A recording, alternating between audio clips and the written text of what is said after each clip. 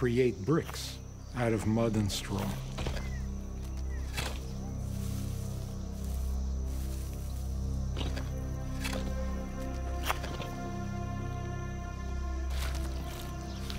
It was intriguing to see this type of construction in different parts of Egypt. Were any of these bricks molded by the hands of Israelite slaves?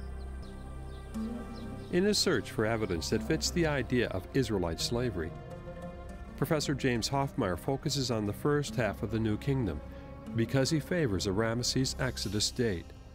There he finds a very interesting prisoners of war from Nubia, black Africans, and there they are making bricks, overseen by Egyptian taskmasters with sticks. And so it's very clear that this was the treatment of prisoners of war. And we see these foreigners making bricks in southern Egypt for a building project at Karnak Temple. And I'm sure that picture could be replicated to other parts of Egypt, especially in the north.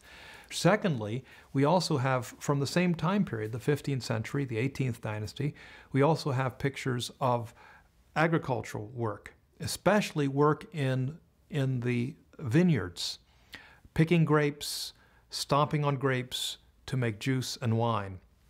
Here again, we find these same prisoners of war engaged in agriculture. Exodus 1:14 actually tells us they were hawked, they were plundered, they were prisoners brought back from the... For the presence of Semitic slaves doing the right types of work, prisoners of war do not match the Bible's account of the early Israelites. Meanwhile, David Rowe pointed to a different set of evidence that fits the pattern found in Egypt's Middle Kingdom. See larger houses which seem to be Egyptian in design, and then smaller houses attached to them which seem to be servants' houses. And this is what we see for the very first time. And we even find papyri with lists of slaves with Semitic names on them at this period as well. Tell me more about the bones.